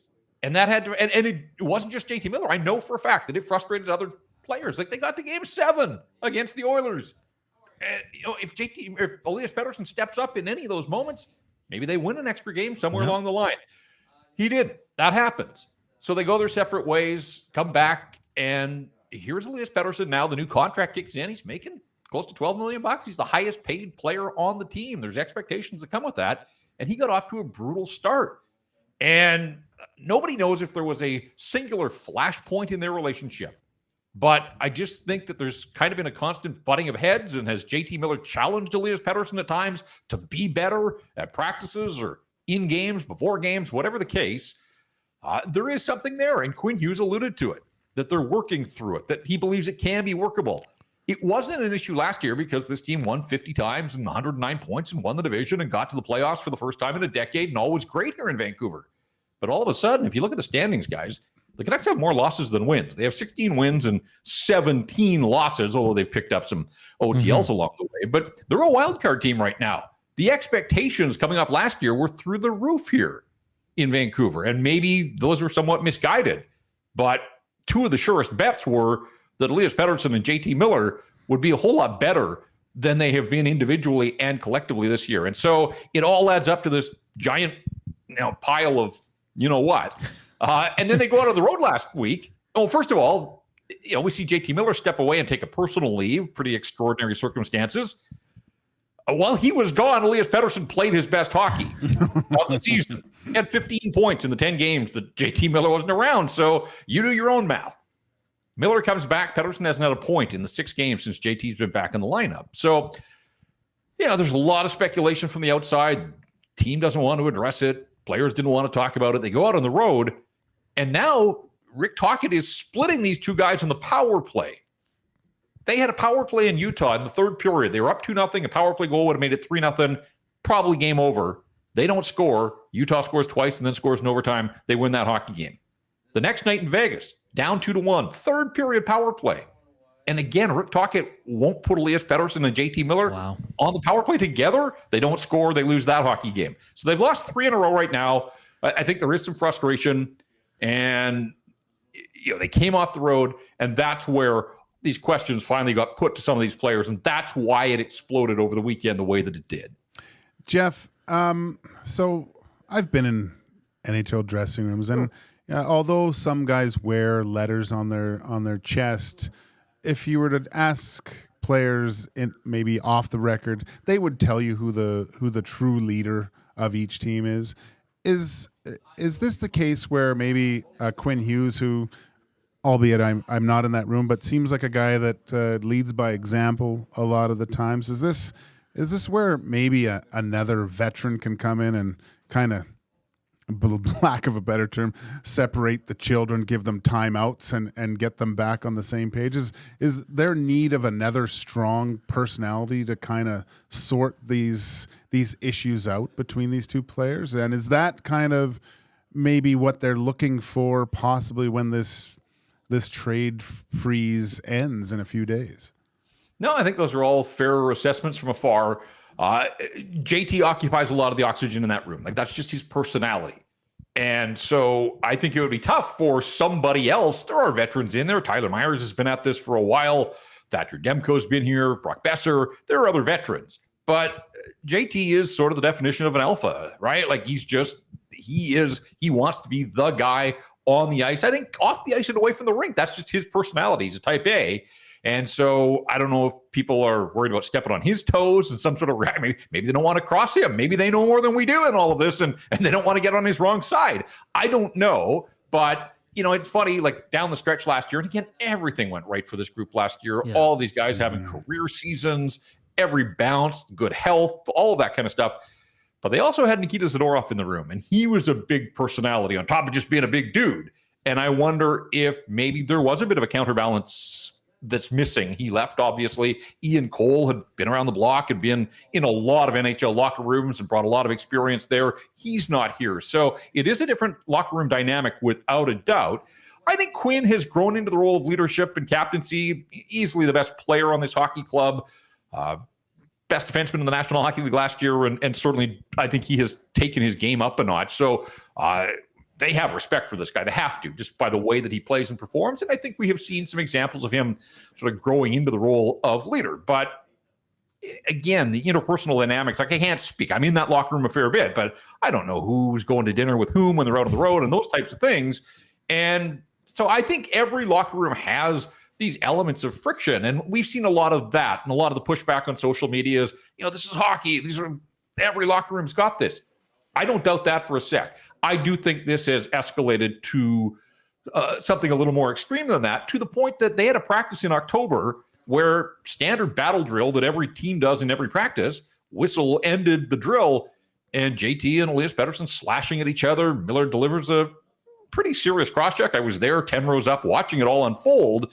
And so, just for a sec, guys, if McDavid cross-checked Draisaitl or vice versa in Edmonton, you're telling me that wouldn't be a story, right? Oh, yeah. It would. If Sidney Crosby cross-checked Gino, these are star-level players. They don't have to be best friends. But again, I think there have been enough sort of moments along the way, a bumpy road here, where it's pretty apparent that there's friction at the very least, and maybe it's a whole lot more than that.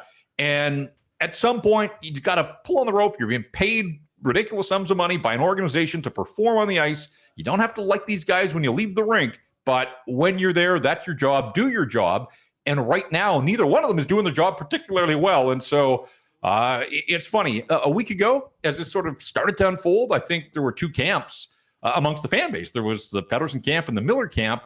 And then as the noise got to a level that was approaching deafening, it kind of felt galvanizing for the fan base that everybody was on the same side and was just like, enough. Like, we're leaving our camps here. We just want you guys to grow up, get along, and start playing hockey and win some games. And ultimately, that's what it boils down to. If they want to change the narrative and the storylines and the questions that they're getting after games, play better, win. Try that, because last year, none of this happened when they were doing that. Jeff Paterson from Rink Wide, Vancouver and Canucks Army joining us here on EST Afternoons. Jeff, how would you view Rick Tockett's handling of this situation? I mean, he's come out, like you said, he split up the players, kind of like, hey, if you guys aren't going to figure this out, one of you is not going to see some power play time. What do you make of the head coach's handling of the situation so far? Well, Rick Tockett's been incredible to work with, coming up on his 2-year anniversary here, and he had some damage that he had to control and ultimately mend. As fun as Bruce Boudreau was to deal with, this team was all offense, no defense, wasn't working.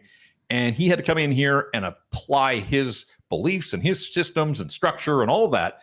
And we've seen since he's taken over. I mean, this is a team that has progressed to the point that a lot of people thought, okay, they're going to build off a second-round appearance last year and look out for the Vancouver Canucks. Added Jake DeBrusk, added some other pieces here, get a healthy Thatcher Demko back, all of that. And so I think Rick Tocchet, he was coach of the year last year, right? Again, everything went right for the Vancouver Canucks. His patience has been tested. This is a guy that won a cup as a player, has been an assistant coach for a couple of cup-winning teams. He's been to the top of the mountain, and not enough guys in this organization have. And so as good as he's been to deal with from a media perspective, there's been a change sort of in his tone here over the last 10 days as well. And I think it's grating on him, the fact that they're in a wild card spot right now. The lack of consistency, guys, from period to period, forget game to game. Like, it's stunning, and it's so hard to figure out. And, 10 days ago, they beat Florida, shut them out 4-0. JT Miller's returned to the lineup after the leave of absence. One of their best games, most complete efforts. They followed up. They get outshot 16-4 in the first period by Boston, lose 5-1 on home ice. And that's kind of this Canucks season in a nutshell. They're at home tonight to San Jose. They haven't won consecutive games at home this season. Wow. They were one of the best teams on home ice in the NHL last year. They haven't strung back-to-back wins together, and it's Christmas time. So that part, I think, is befuddling to Rick Tocchet.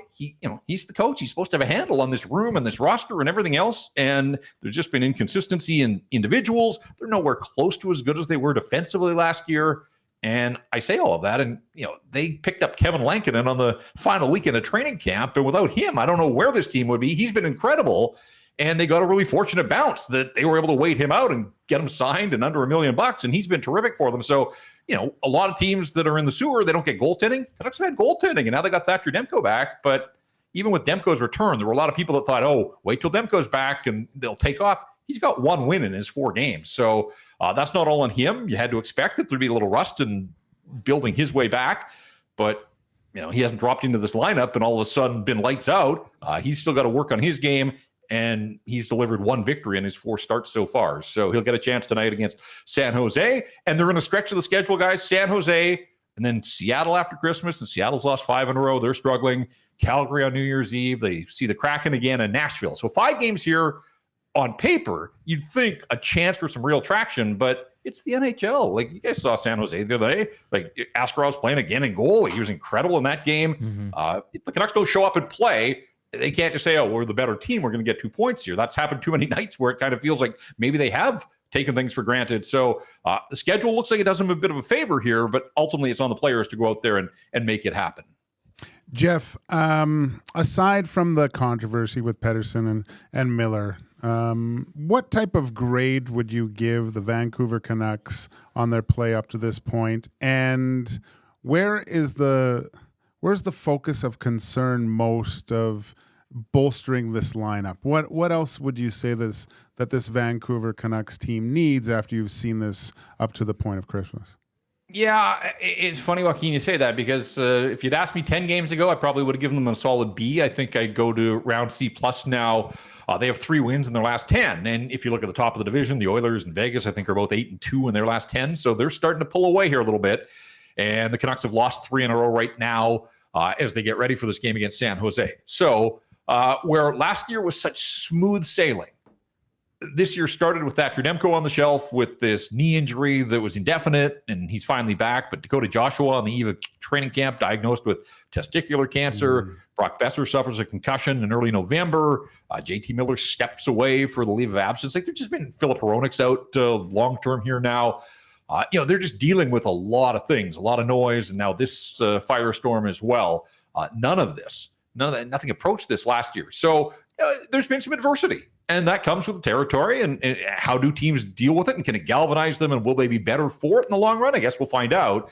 But through it all, it's just been outside of Quinn Hughes, way too much inconsistency. And right from day one, even before the season started, people knew that this defense core wasn't good enough to go deep into the playoffs. And nothing has changed that. But for the last 5 weeks now, they've lost their number 2 guy in Philip Hronek, who was Quinn Hughes' partner, They formed one of the best duos in the National Hockey League. The numbers supported it, tilted the ice in the Canucks' favor every time they were out there. Now, Hughes has still been able to do that with Tyler Myers bumping up, but you don't want Tyler Myers playing on your top pair at the age of 35. That's no disrespect to Tyler Myers, but at this stage of his career, you're asking for issues, and he takes a lot of penalties. But he stepped in, and they've asked him to do that, and that's kind of where he's placed right now. But it means that the second pair, Noah Juulsen, who couldn't get into this lineup last year, now is in your top four along with Carson Soucy. So there are some weaknesses outside of Quinn Hughes. Not enough puck movers, not enough guys that transition. Too many guys spend too much time defending. And as a result, the Canucks have given up way more goals than they would like, and certainly more than they did last season. So that's been on the wish list right from day one. Nothing has changed there. And then again, up front, I think just too many guys that have gone a little quiet. Now, I mentioned Dakota Joshua. You can understand. Cancer is a serious business. The fact that he's back and playing before Christmas is a win in and of itself. But he's got 2 goals on the season where he had 18 last year. And Nils Höglander scored 24 goals, all at evens last year. He has 2 goals. He hasn't scored since October 19th. There's been a healthy scratch the last couple of games. He's getting back in the lineup tonight. But 24 goals for Höglander and 18 for Joshua last year. Like, there's 40 goals that these guys each have 2 at Christmas time right now. So if your top end guys are struggling and that support scoring that was there last year isn't there, you can understand why they're not winning as much as they would like. Jeff, great stuff. A lot of noise surrounding the Vancouver Canucks, especially these last weeks. Enjoy the game tonight. Enjoy some time off. You guys down there in Vancouver are doing a great job covering all this stuff here. From the outside looking in, Jeff, it's interesting. You're seeing a lot of people attack the media on this, but I mean, there's obviously something there. So hopefully the Canucks can get back on the winning side tonight against the San Jose Sharks. All the best. Merry Christmas, and I'm sure we'll have you on again. I appreciate it, guys. And yes, the media collective out here jokingly thought that maybe we should all pitch in and get Rick talking a fire extinguisher for Christmas. And, maybe just a blanket, Jeff. Just get him the blanket. There you go. Perhaps. All right, guys. Merry Christmas to you and all your viewers and listeners as well. Thanks, Jeff. All the best, Jeff. What an interview. Jeff Paterson from Rink, Vancouver and Canucks Army. He was great. Absolutely fantastic. He made a great point, though, with what if Leon cross-check Connor or vice versa? Oh, we'd be all over it, Oh, my God. Yeah. So what a fascinating... The Canucks are probably the most fascinating team in the NHL. Like they said, the expectations, and here there's no... We know what expectations are like. Of course. And so they took the Oilers to 7. Right, so that was a victory to get to the second round. This is like, oh my gosh, they're way ahead of everything. Now the adversity clicks in. They got injuries, guys that they're missing 40 goals. So or at this point last year, probably a good maybe 15 or 20. Right, so that's a huge thing. Demko, the question marks, the D, the health of the team, the overall health was great last year, right? Aside from Demko later on. So just a lot of things where if they can get it together, and we've said that before, they would be very, very dangerous. And it's like it's Scotty Opshall, former NHLer. He went on X and said, he told the media, go outside, have a drink, stop me. This is not made up. When guys like Jeff and guys like Farhan and the top of the top media guys are reporting on this, that's your job to report on a story when the 2 top players on your team are not getting along. I'm sorry, it's sexy as hell when you hear about this. It's not he switched his curve. He's trying to use the new curve to take out the other guy's teeth. And when your head coach and your captain allude to the issue, how's this made up? And it's I think it's low hanging fruit to be like, this is the media. It's not the media's fault. The media's doing their job. Yeah. The media's doing their job. And now if Paterson and JT Miller want to be upset at the questions, sure, you can be upset and you can give them nothing. That's fair game in my eyes. But to not report on this story, Gager, which is the biggest story in the NHL right now, outside of the Rangers. What's the biggest thing that can cure all this? That Jeff said, just win. Just win some games. Exactly. And you know what? Yeah, they can say all you want that there's nothing there, But when your coach is not even playing them to two of the best players in the National Hockey League together on the power play, that is cause for concern. That's pretty much he's basically going, yep, there's something there. These guys can't stand playing with one another. And we've seen guys here kind of do that. Not, there's been, I remember years and years ago, it was the first time I actually saw Connor McDavid show raw emotion on the bench when it was a pass from Jesse Puljujarvi I believe it was in the playoffs, in the bubble, and it was like a 4-foot pass, and Jesse put it right in his skates, and Connor was flying, right, and he just lost it on Jesse back on the bench, right, and so. Yeah, it happens. Hell, Gager, we've seen Connor be upset this year. Oh, he's finally gotten to the point where he's a little bit of a honey badger when it comes to it. He'll let guys know, which it's good. You have to at times. You have to hold people accountable. Now I've heard that some of the Vancouver players are hard to deal with. Like who? Thatcher Demko, probably. You hate goalies. Demko's one. JT Miller, you can tell. Oh, yeah. Paterson never gives. If you're redoing your deck, you want that. Can I get the JT Miller grade of sandpaper? Because that'll end it nice and smooth. Nah, and listen, here in Edmonton, like Leon sometimes pissy. Like, let's be honest. Oh, yeah. Evan Bouchard. He's JT light. Connor. Like, these Connor's guys. not too Sometimes bad. He's annoyed. Yeah, he's annoyed. Like, no one can be Zach Hyman. Zach Hyman's always bubbly. Not bubbly, but he's always respectful and gives a good answer. And Stu Skinner's always quite respectful. He's good too. Yeah, and he'll like you can tell that he doesn't want to do that at the time. Evander Kane's always, you never know what he's a box of chocolates. Like Darnell Nurse can be snappy. Connor Brown. Yeah, but I would say Darnell, he wants to be bubbly. Yeah, but it's almost this year he's trying to be pissy light. Yeah. Just because he doesn't want, he knows he's a game away from everyone getting on him. Yeah. Right. So he's like, I'm not going to give you guys anything there. Yeah. That's a good point. Because he seems like a real jovial, happy guy. Yeah. Oh, yeah. 100%. And he's playing really good this year. Oh, he's awesome. 56 thumbs up. Let's keep hammering. We probably won't get to 100. We only got about 10 minutes left here, and we have to get to a break. But great stuff from Jeff Paterson. Great breakdown on the drama surrounding the Vancouver Canucks with JT Miller and Elias Pettersson. We'll see what they can do tonight. I think a win tonight would go a long way, Gage, or a loss. Holy smokes. Good thing they're going into a break. Yeah, there's nothing but coal in those stockings. They don't win tonight. All right, we'll close out this show as Reed Wilkins is coming up with Joaquin Gage as well. He's stealing Joaquin for 1 hour. We're charging him, though, and it's a high fee. Oh, we're back to close out EST afternoons just before the Christmas break here on Edmonton Sports Talk. But first up, our buddy and producer, Zach Kubusch, with a sports update.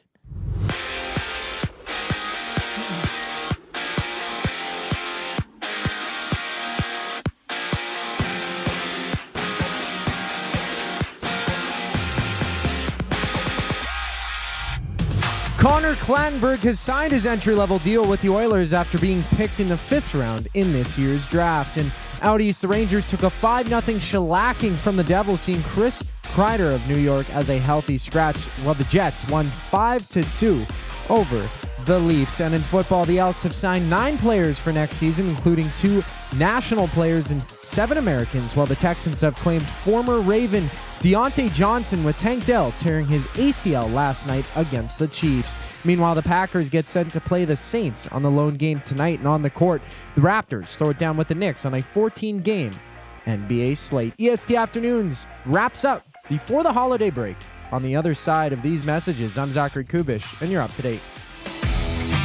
Don't feel like working? Join the Hangout. You never know what you might hear. Weekday mornings 9 to 11 on EdmontonSportsTalk.com.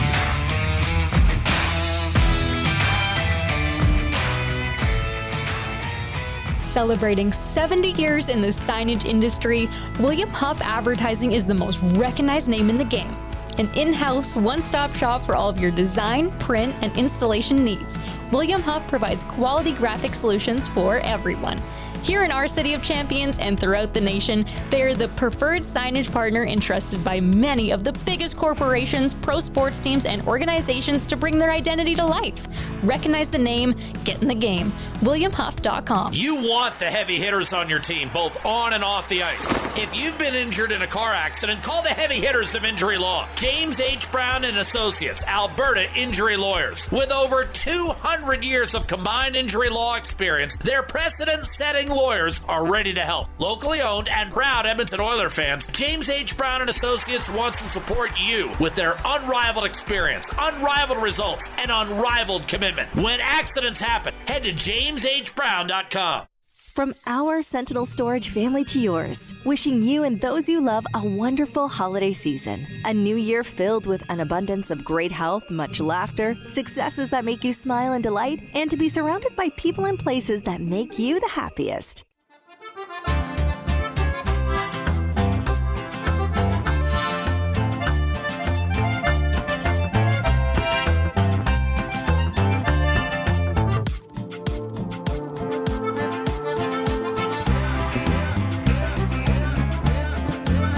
Ow, ow, ow.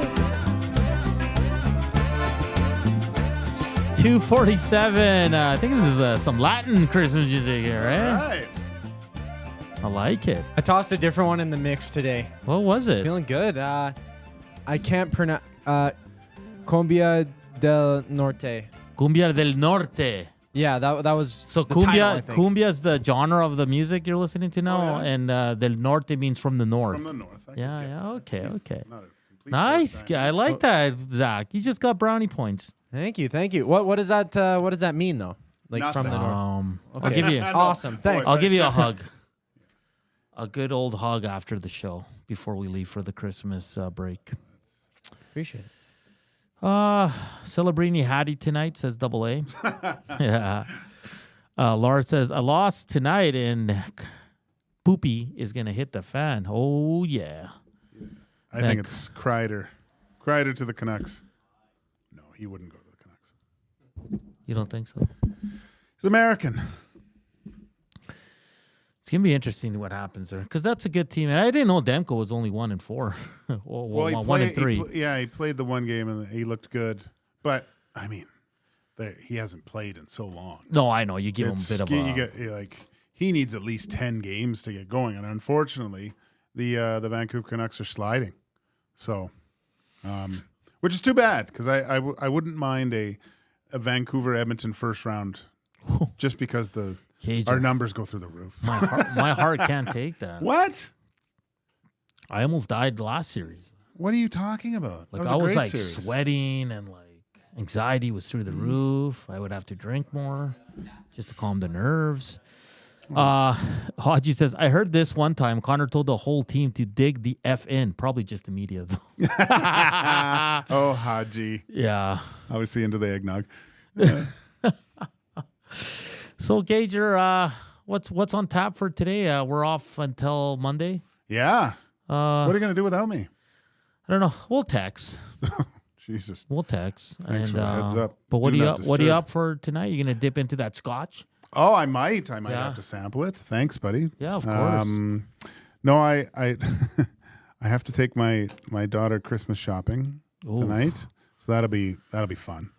And then no, I think we're getting like the tree's almost set up. The kids got to put on their ornaments. And then I'll probably just kind of chill out and watch something with the wife and just laugh. Hopefully the kids I think tonight will probably be Christmas vacation. I'll try to get the kids. They stay for like 20 minutes and then leave. Then they're out. Then they're out. But I'll see what I can do. Christmas Vacation's the classic Christmas Story with Ralphie. I heard someone say it was overrated the other day. That really bugged me. It's usually we'll probably go back to back. I'll go Elf and Christmas Vacation tonight because we haven't watched either yet. I usually watch them early, and I'm like, now I don't want to watch them twice, so I'll pound them out now. Jasmine said earlier, Gager, that game was just as boring as Polar Express. Sheesh, get some taste. You know what was boring? It was Jasmine's outfit today when she came in here. Jesus, step up your game. Oh! Godspeed, Gager. Shopping today will be less than fun.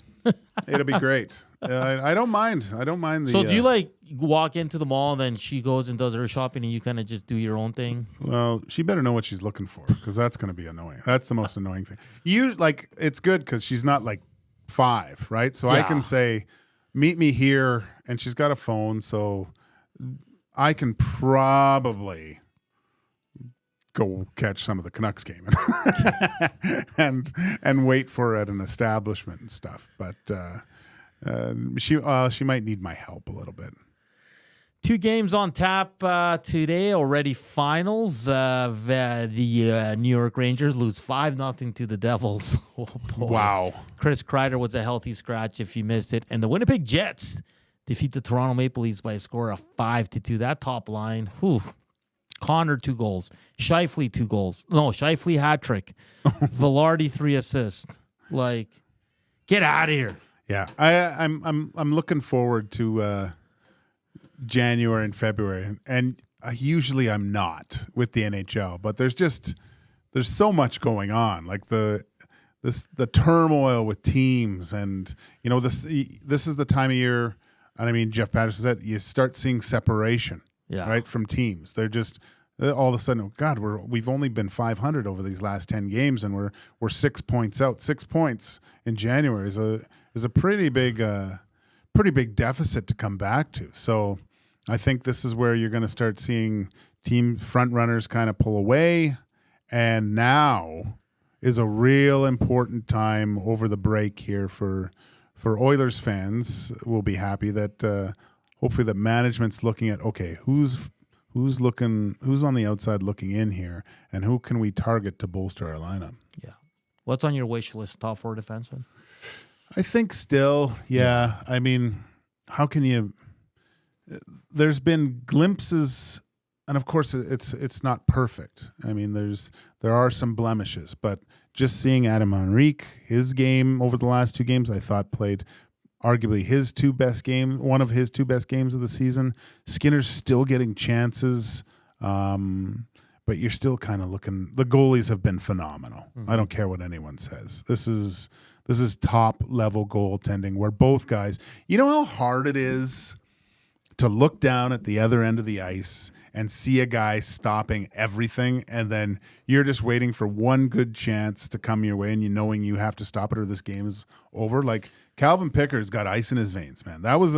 He didn't get discussed enough about his mental fortitude in that game, man. He's been fantastic. He has. Take nothing away from Calvin Pickard. He's been one of the best backups in the league right now. He gives the Oilers the chance every game. Portions of this hour brought to you by the Canadian Brew House. Host your team or league fundraiser at the Canadian Brew House for a chance to win $2,500 with tons of options to choose from the Canadian Brew.